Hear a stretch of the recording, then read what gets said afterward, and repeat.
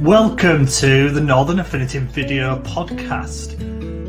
During this session, we will be having an unedited discussion with an expert. And what I'll be planning to do is, during our discussion, get them to teach me something. Teach me about something that's of interest, but also they are an expert in. I'm Michael Edwards and I'm the founder of the Northern Affinity. And I will tap into our wonderful community to bring you along on my drive for self-improvement and my desire to learn. So please connect with me on various social media platforms, whether it's LinkedIn or Instagram or Twitter. And I'd love to hear from you what subjects you'd like to learn more about, or what subjects you think it'd be good for me to learn about. So please, get in contact and let me know. All the details will be in the show notes, and you can send me an email or contact me via the various platforms. I really hope you enjoy the show.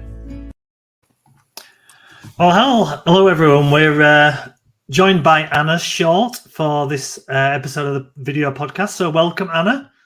Hi. Well, what we're going to do this week, Anna is going to be teaching me on how to review my marketing activity. Because, a lot of things out there about what you need to do and how to strategize and how to plan. But we're today going to kind of go to the end of that and look at how you need to review and how to do that well. So before we jump into that, Anna, do you want to just kind of quickly introduce yourself and your business and tell us a bit about that, and then we'll go into the marketing activity stuff. Yeah, so I'm Anna Short from Boom Marketing, and we focus on making marketing simple for small service businesses and apprentices that work within those businesses around the marketing side. We very much focus on getting solid marketing foundations in place in a simple way to help you grow your business. And those marketing foundations come by way of a strategy, a plan, and reviewing your results. We do that in a number of different ways, by working with you one-to-one or through workshops or on a coaching or mentoring basis. So it's very much about what's right for the people within the business and the best way for them to gain that confidence around their marketing. Perfect. Well, thanks for joining us for this, Anna. So my first question is, I guess, why? So why do you need to review? Why does it matter? So I feel like you're about to launch into a big long explanation here. Yes, I am. Like a nice deep breath. Are you ready to go? Yeah, I hope you've got your pen and your pad handy. I'm teaching you here. So, right. So why should you review your marketing results? Marketing is, some of it we can directly measure and see the results of it. Some of it's not always as easy and as straightforward as that.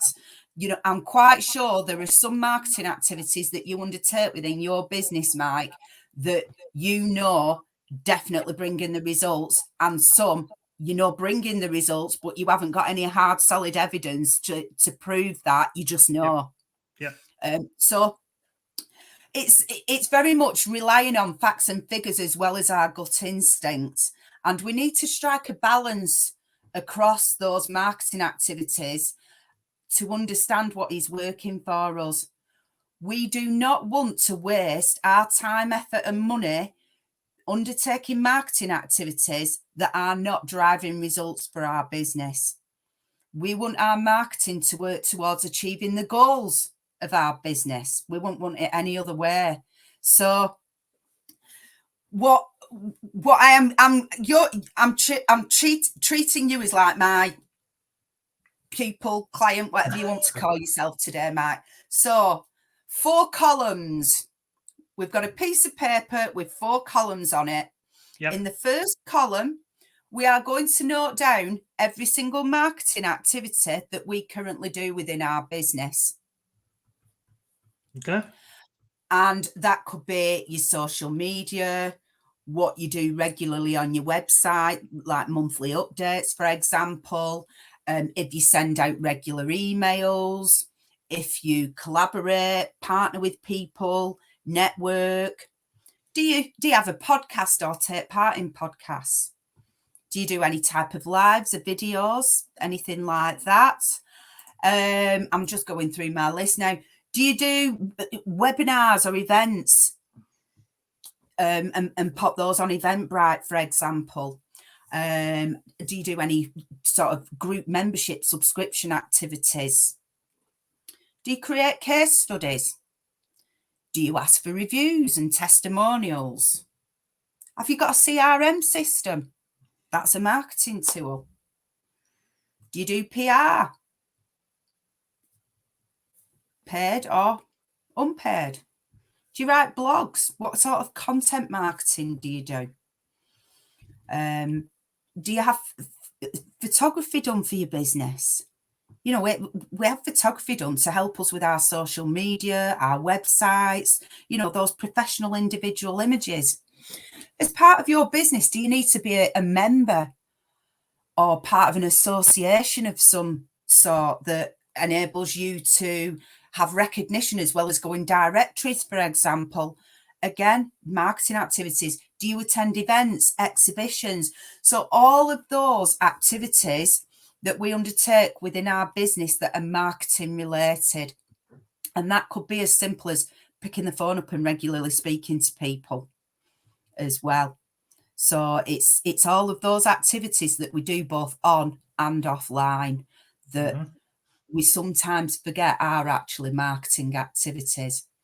And then once we've listed all of those activities within that first column that we do for our business, it's in the next column, we're then going to write what the current actions are around that. So what you do and how often. So for example, if it's social media, you might say, right, well, on LinkedIn and Instagram, we make sure we put a minimum of X number of posts each week. On YouTube and Twitter, we just do this. So, you know, note down the headline activity around what you currently do for each of those marketing activities you're running at the moment and how often you do them. And then in the next column, the third column, the title of that is results. So it gives you chance this now to reflect and start to think about each of those individual activities that you are doing within your business and exactly what results it's bringing in. So start to think about, right, so how many inquiries have I had through my website?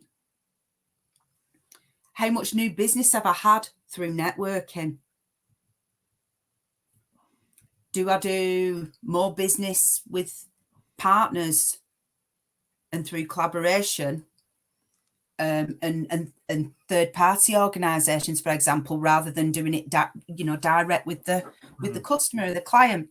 So start to note down those results. It might be about how many leads you've had from a certain activity, how much new business you've had from a certain activity, how many proposals. So we want to understand exactly what results that marketing activity is bringing into us. And some of them you will be stumped. You will be wondering, like, does that even bring anything in for us? And you have some moments where it's like, oh my God, how much time and effort have I spent on some of this stuff? And it's doing absolutely nothing for us. And there will be the odd thing within that mixture of marketing activities that you're doing that there is no positive gut feeling. There are no solid facts to back it up. So it very quickly helps you understand what you put on hold, what you park. Yeah. Because we do not have time within our businesses, and especially if we're individual or working within a small team, we haven't got time to be doing activities that aren't driving results for us. And how important is that gut instinct versus facts? Obviously, some of them are, website leads is a perfect example. It's a relatively easy thing to measure and look at, but often with something like that, it's not always. It might not be the website that's actually generated the lead as such. It might have come, for example, from a social media platform or from a video that you've done on your website or YouTube, whatever it might be. So how important is it kind of stay open-minded and well, I guess it's ask the question as well of people once you start having the conversations, finding out where they first saw you. Would that be fair enough? Yeah, and it's putting those mechanisms in place where we are getting an indication as to how they've found out about us. And yeah, if they've seen our businesses in a number of different places, that's great, because part of doing marketing is the fact that we've got the right balance of activities going on rather than just relying on one or two routes towards getting and keeping customers. So, somebody might say, oh, well, I've seen you on social media a few times, and then somebody mentioned you to me. And I've been along to one of your events as well. So that gives you, an idea. It's interesting you say that, because that, and kind of the reason I asked that question actually, Anna, was that it's not unusual for me to hear from people when I end up speaking to them about what we do is words to the effect of, oh, we saw your post on Instagram, and then we contacted you. Now, very, very rarely do they contact me on Instagram. They normally either come to LinkedIn or they'll go through the website. Now, sometimes you can see that, obviously website traffic, you can see where it came from, but say LinkedIn, not always do. So it's kind of one of those things if I just took the cold hard facts of Instagram, for example, it's probably not worth the effort, but it's quite a common thing to hear from people.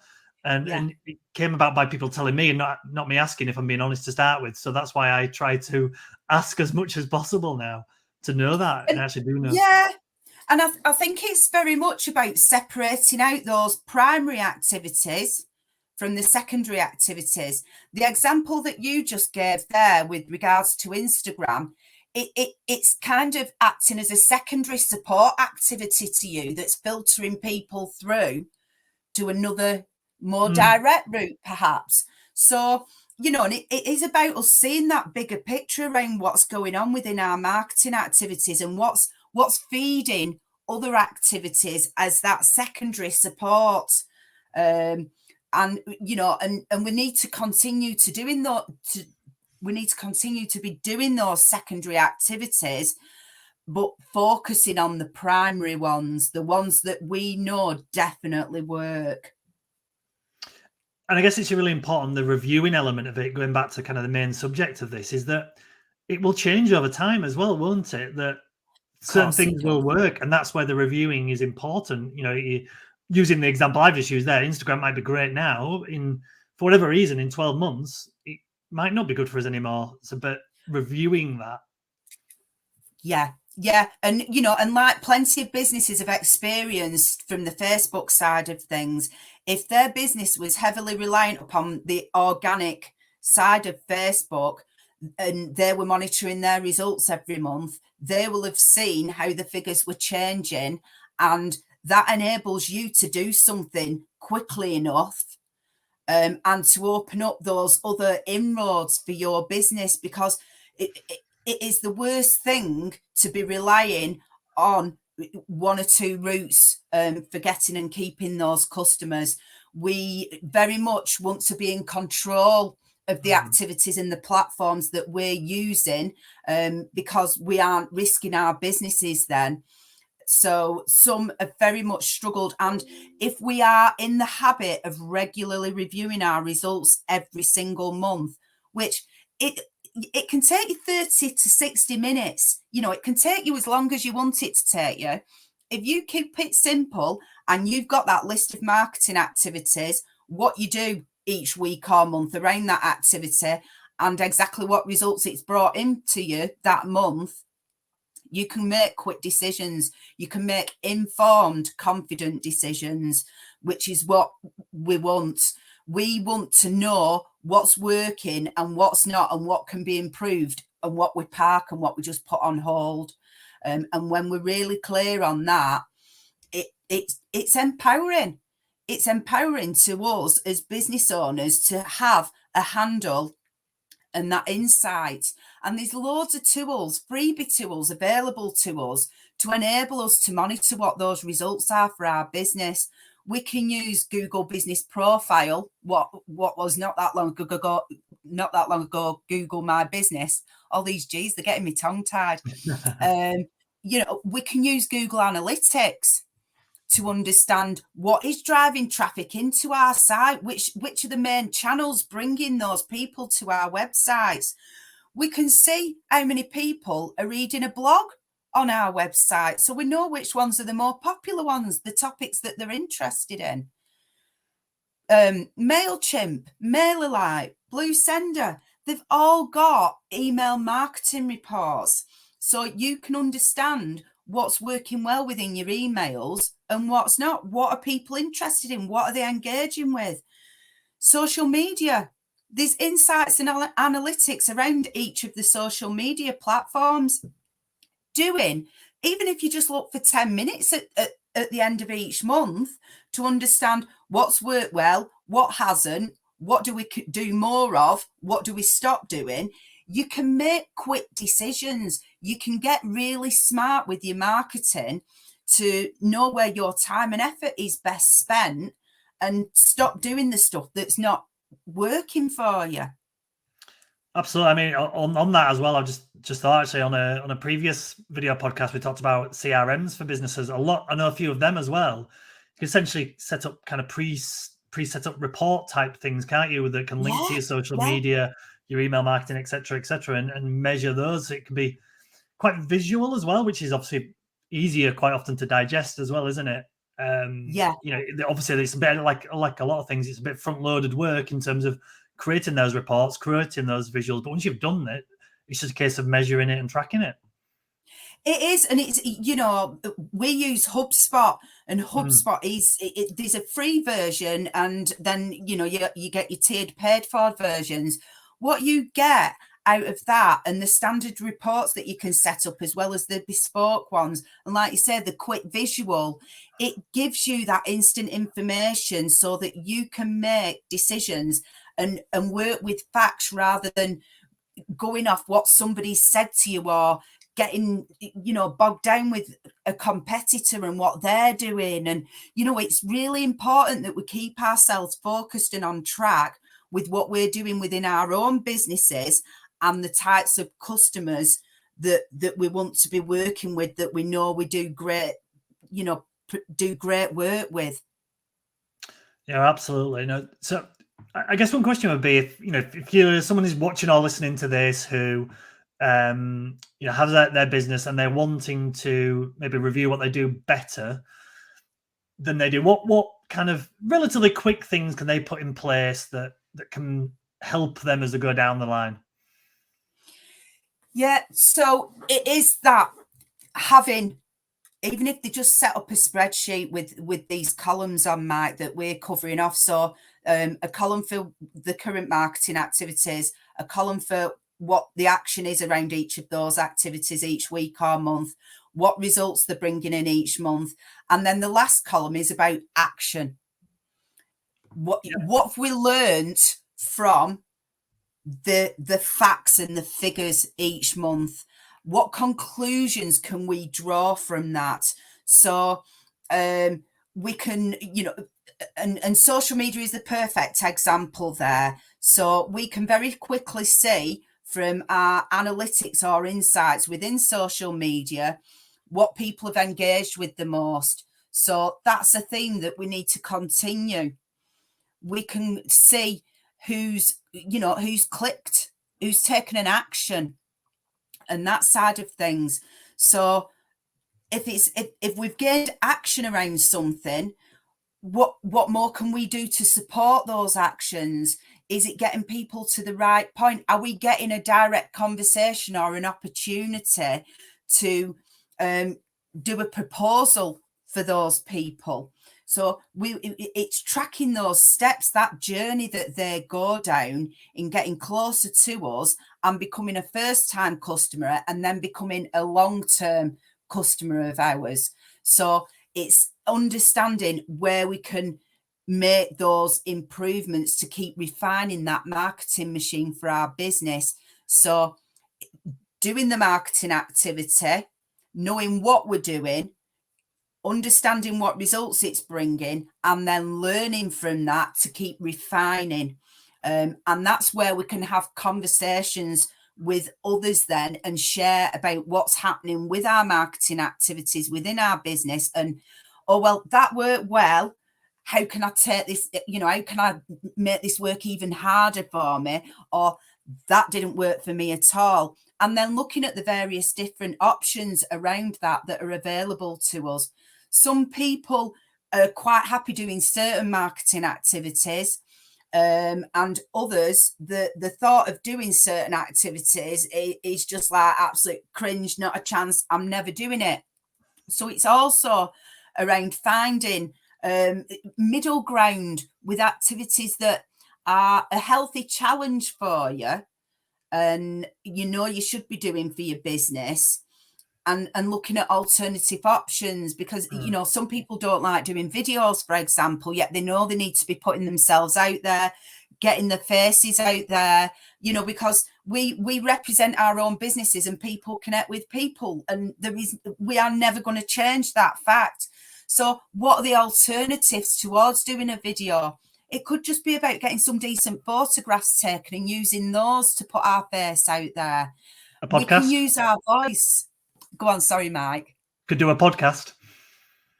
And that was my next one. So it's like that next step towards getting out there more is around doing a podcast. Use your voice, use the auditory side of things rather than the visual.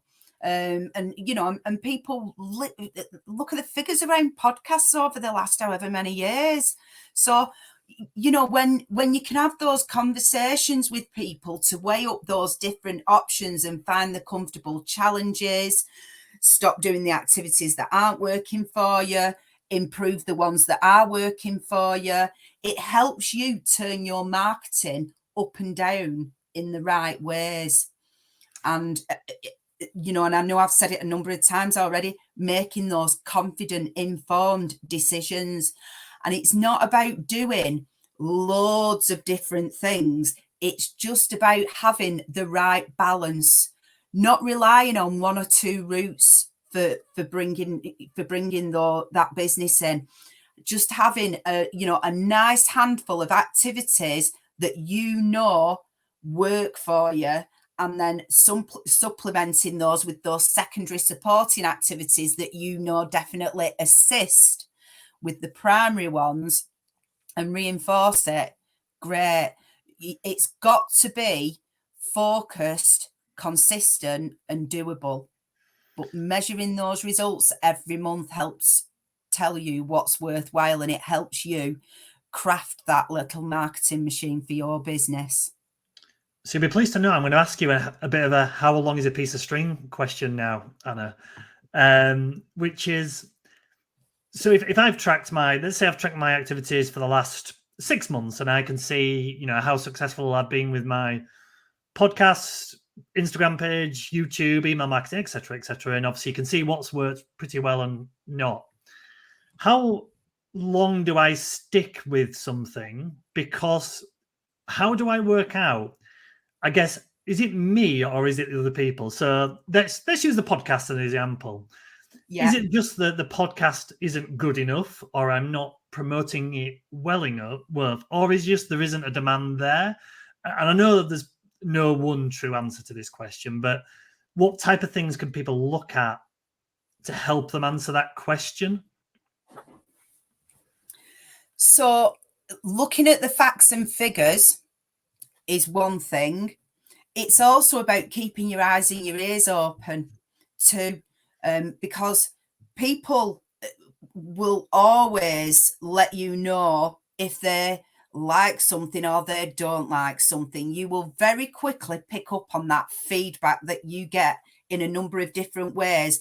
You have got to be open to that feedback and receptive to it, because if you're not gonna hear it, you're not gonna see it. So all feedback is good feedback, whether you personally like it or not. Tough. It's for the good of us and our businesses. And sometimes we are disappointed. Sometimes we don't like what we're hearing. We have to set our personal feelings aside to take on board what we are finding out, to take appropriate action around that. And that helps us improve and refine things and work out where our time is best spent. Some people have put loads of time and effort into podcasts because they've had this surge in growth. Great. If you're not getting the figures to back up that is actually working for you, and nobody's talking about it, and you're not picking up on any feedback, you have got to put a time limit on that. And it's that, well, what's that time limit going to be? And that will be different to every single business and business owner.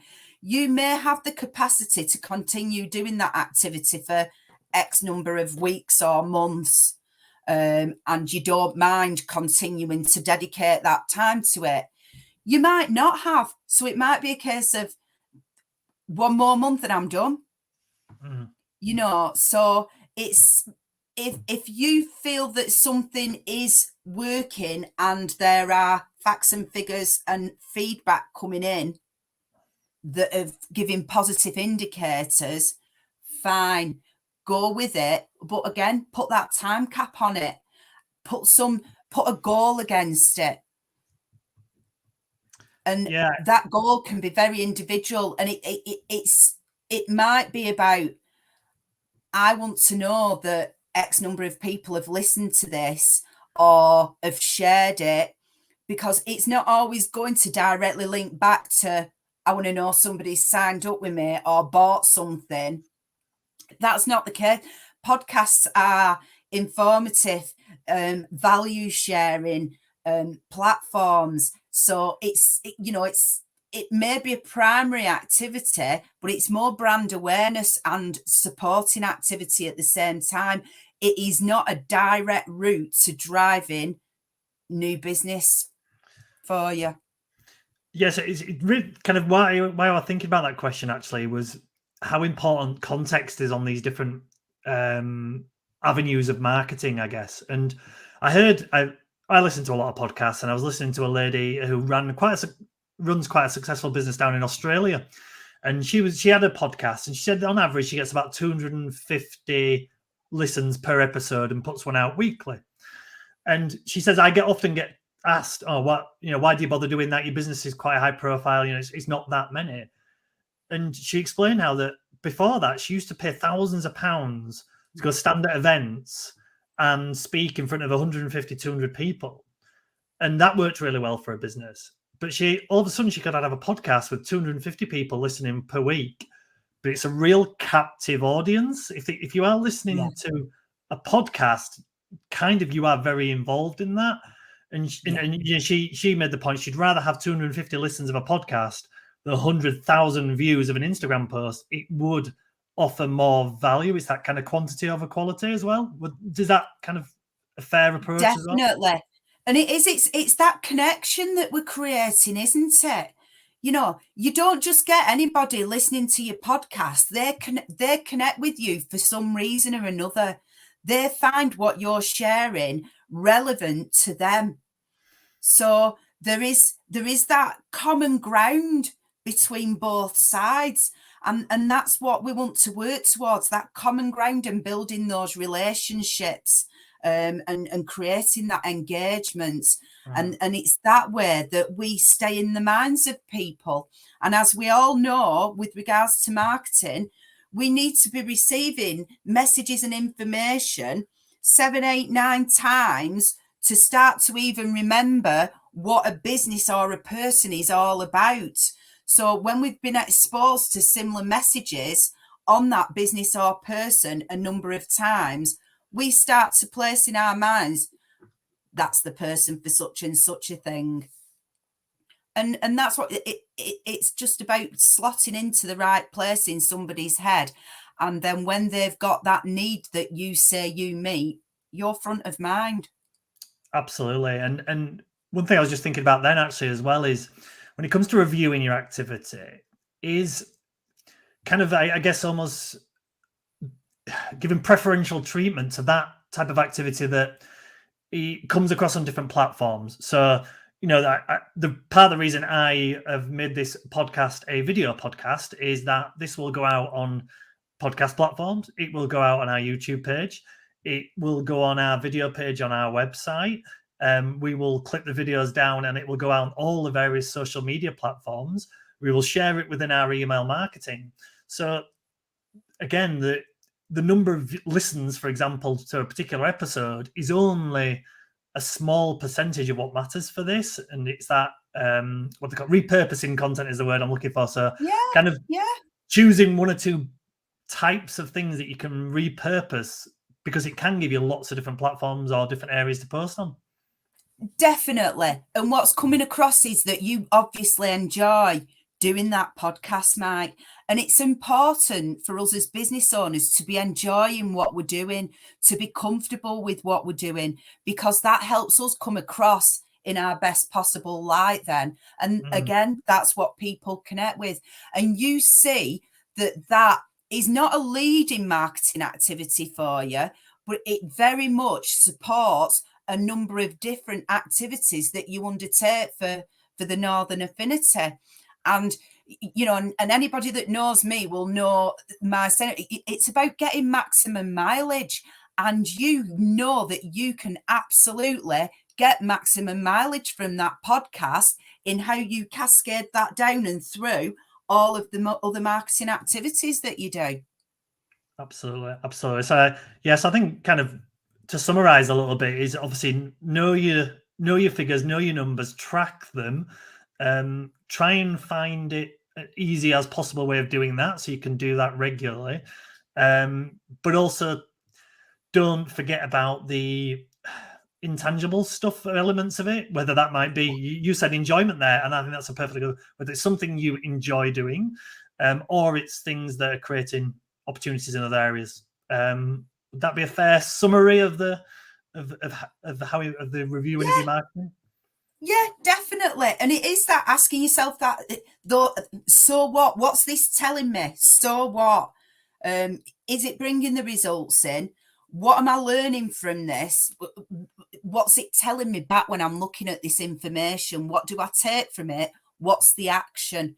So it's thinking about actions all the time as well, so that you know you are acting on what you're receiving and learning. I was just thinking then, Anna, actually, again, it's something that just popped into my head as you were talking then, would be, so if, let's assume let's say I've got a spreadsheet and I've got 10 of my activities that I'm doing and I'm tracking it. And there might be a particular area that's on paper not working for me. Yeah. How useful do you think it'd be for, let's say me and you, Anna, every 3 months to sit with you, Anna, and say, this is what I'm doing, this is why I'm doing it, this is my rationale. And then you do the same to me for your business. And we kind of, it's a bit like a kind of accountability to each other, actually, for me to then, for you to question me and say, actually, do you get the benefit from it? Tell me about that a bit more, because I think there's probably some things that we feel a bit more connected to for whatever reason. So how useful would it be, and especially if you're a small business or a micro business, it's you on your own, just to have, whether it's another person or a group of the people who every now and again you just kind of almost put each other on the spot, do a little bit of a presentation to each other, whatever it might be. How useful do you think that would be? Oh, it's super useful, definitely. I work with people on a monthly basis, and we just focus on that results review side of things, and we have a conversation to reflect on those learnings from that review each month, so that we can decide these are the next step actions around that. So we're in that constant cycle of, these are the goals of the business, these are the activities, these are the results, and let's open up that conversation around, right, how's this going? How do you feel about it? What are the results that are coming through on it? Is there anything more that we could be doing? How can we do this in a different way? And looking at the challenges as well as the positives and that side of things, because sometimes there might be something that we really enjoy doing that is not showing on paper that it's working for us in any way whatsoever. And it's kind of like, no matter how much you enjoy doing it, there's no point sometimes. And likewise, we might be forcing ourselves to do certain marketing activities that we're just like, I hate this. And it's like, right, so what are the results around it? How can we make that feel easier and more comfortable for you?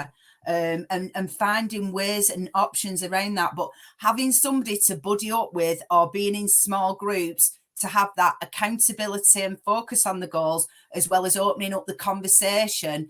And even better if it's with people that have got quite different businesses, because you're going to get very different perspectives, which is wonderful. Two heads is always better than one. And what somebody's tried in their business, you may not have ever even thought of. So, you learning from one another is so, you can't put a value on that when you're in your business on your own. It's really important to get around the right people and be open to that learning and sharing of experiences. And I think when you're in it together and you're kind of tracking that success together each month, you kind of, you're listening out and keeping in touch with them throughout that month, because you might have picked up on something that's interesting and relevant to their business, and things like that. So the direct being accountable and reviewing the results and kind of having that feedback happening there and then is just the tip. What else you get from that, and those ongoing conversations and interactions that happen behind the scenes in between doing that regular monthly review or quarterly review, for example. You just can't put a value on it. That's great, and it's got me my brain ticking on an idea actually. I know, you've just set mine off as well. I think we could go on about this for hours, but we'll take that offline maybe, Anna. Thank you very much for that. And I think that's, I have to say, and it's interesting since I've been doing this podcast, how much it's given me things to think about, which I guess is the whole point of this. And I'm sure people listening and watching will feel the same. So just finally, Anna, if anyone wants to find out, contact you and find out a bit more about the stuff that you do, and you mentioned about the reviewing and the marketing, where's the best places to find you? So mainly LinkedIn and through the website. So I'm on LinkedIn under Anna Short, and the website is boo-marketing.co.uk. So those would be the two best routes. And I'm always happy to answer questions and give second opinions, because you will always get a straight talking second opinion from me. Yeah, I can vouch for that, by the way. Thank you, Anna. No, and we'll put all the details in the show notes as well for people. So if both the YouTube channel and on the podcast, so if they want to find that, they can do. For whatever reason, if you can't, I'm sure you will be able to find it. Just do contact us at the Northern Affinity, and I'll put you in contact with Anna. So just finally, thank you so much, Anna. Lots to think about there. I made lots of notes, both for the podcast and for me. So thank you very much for that. I really, really appreciate it. Good. Thank you. I hope you enjoyed this chat today, and like me, you learned something new from our wonderful expert.